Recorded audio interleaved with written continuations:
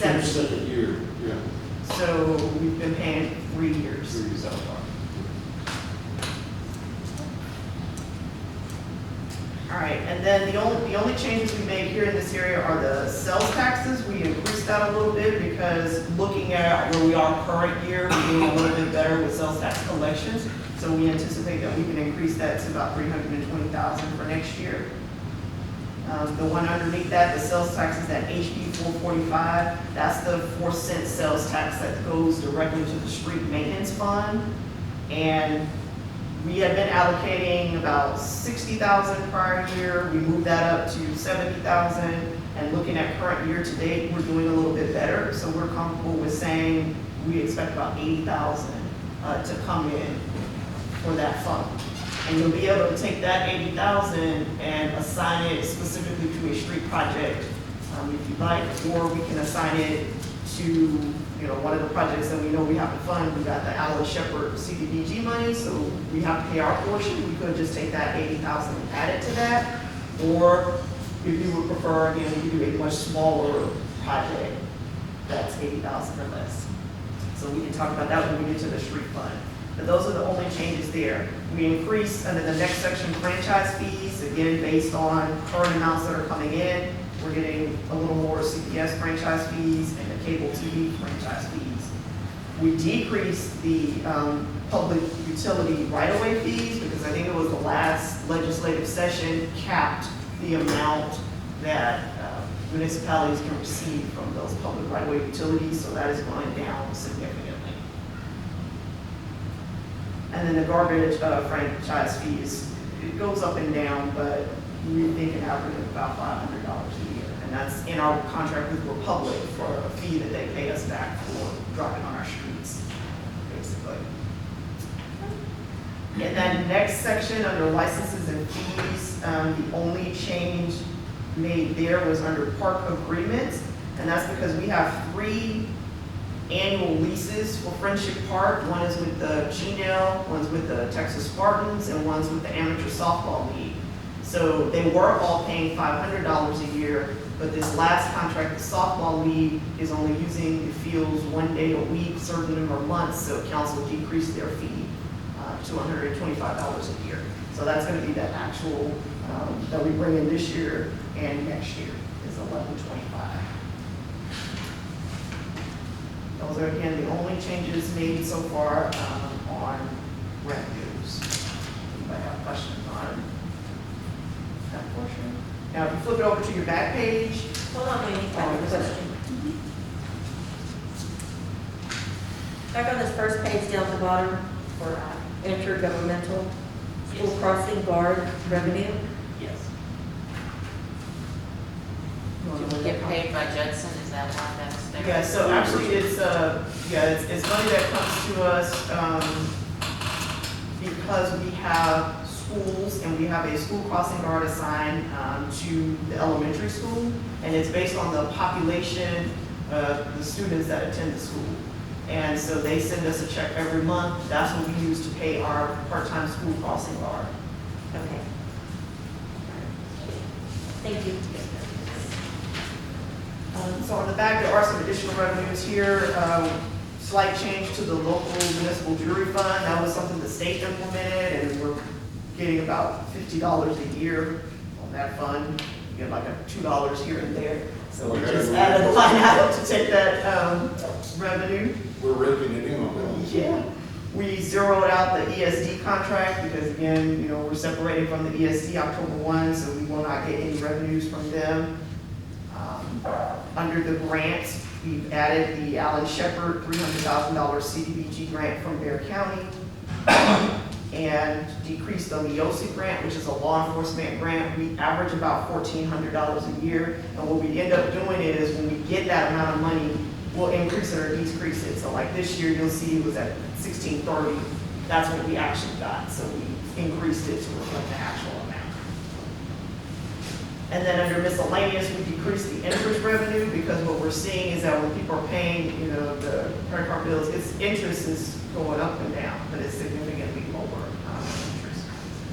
So that's just a little bit more actual to what Interest we from what? anticipate. Our credit card? Yeah. I'm gonna take it. Well, we paid the 250. I thought this was all revenue. It is, and so it's a revenue that you get from the payment, and we have to separate it into an account specifically, the Oh, when interest that comes someone off makes of. their payment, we get the Yes. The service. the extra 3%, that's a service fee, Yes. okay, thank you. Any other questions on revenue? All right, so we'll go to the city council budget, under expenditures. Have not made any changes to that unless you all would like to request some changes there. It reflects, even though a few of you do not take your council stipend, we still leave in there the full amount as if all 7 people take it, because in the event that there's a change in council, the next person could decide they want their fee.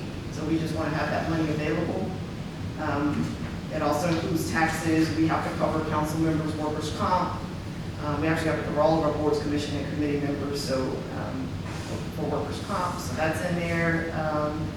And then your 2 major line items are your supplies for awards and miscellaneous expenses, and your meetings and travel expenses.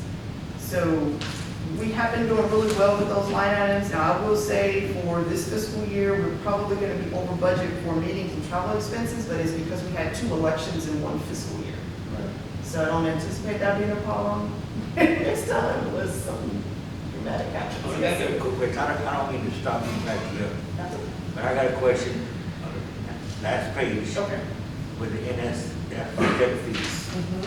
What, it's only $200, but it's still $200 that I don't understand why we don't cut checks.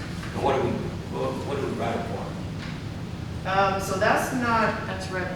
us. Yeah. That is Like if when, somebody pays their water bill and the check bounces. Oh, We okay. are letting you- Okay, Mhm. I got you. yeah. And what we have to do is separate it. So like their water bill check bounce, they Okay. have to come in and pay us cash. So if their water bill was $50, that goes in one account and the insufficient fund fee goes in this account. Okay, I got you. Thank you. And we're on the minus side now. The other's the plus side now. We're on the minus. Yeah. Anything on the council items? Moving on. All right.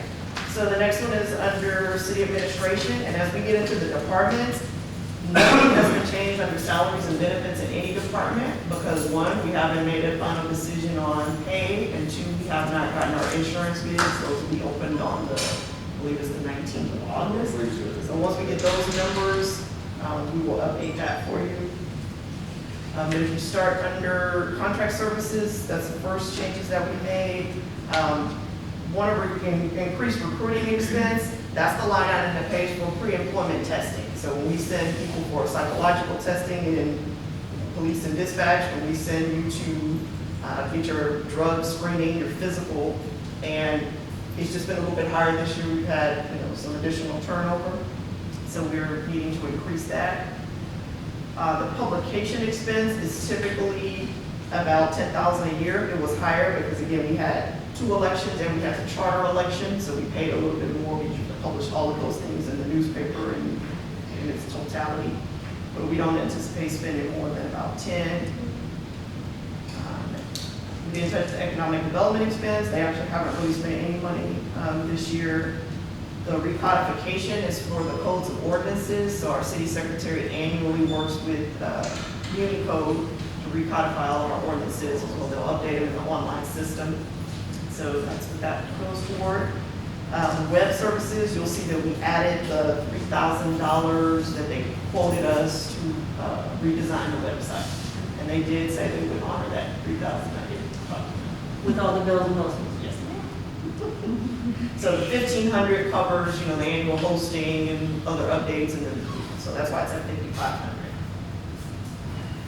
And then under training and travel expense and admin, we're increasing that slightly because we have 6 employees in the department, and really this past year and even last year, there was really no travel-related training. Everything was either online or canceled, but things are going back in person, and we have 3 certified employees in the department that have to continue their education to maintain their certifications. And we did not change anything under membership expenses. Those are individual memberships that employees might have in that department. Question, I'm sorry. Can you explain to me again what longevity means? Right. So after an employee has been with the city for 12 months, then they qualify for longevity pay. And in some cities, they give you a longevity pay in every check. So you might get $1.25 added to your check. In Kirby, what we do is we pay it out in a lump sum. So we pay ours out, the policy says between November 15th and December 15th of every year. So it's kind of like a holiday bonus is how employees see it. And that's based on the number of years you've been here. So in our personnel policy, it breaks it out. If you've been here 0 to 3 years, you get this percent of your salary as longevity. If you've been here 3 years to 5 years, you get this percent. So it goes up the longer you stay here. Okay, thank you. Any other questions under city administration? Okay. So I'll go over to the police department, and the areas there been some minor increases, like in operational supplies, special expenses. We added back money for crime prevention. And we increased in every department, you'll see we slightly increased fuel and lubricants because gas has been going up significantly. We never really know, but we anticipate it's gonna be a little bit higher. No, that's the same. Uniforms went up. Oh, you're right, I'm looking at the wrong line. Yes, uniforms went up. Big check. You are right. And that one is, because of the number of employees, so we just kind of looked at, the number of employees there, the number of items they get, and we also have in our policy a boot and shoe allowance. So every employee annually gets $120 toward their work, boots and shoes. So that's just to make it enough for the employees there. Building maintenance went down. It was a little higher this year because they did some additional work. We had an air conditioning unit that had to be replaced. So we're going back down to the original 12,000 budget amount. And in vehicle maintenance, just added about $2,000. Most of our fleet is pretty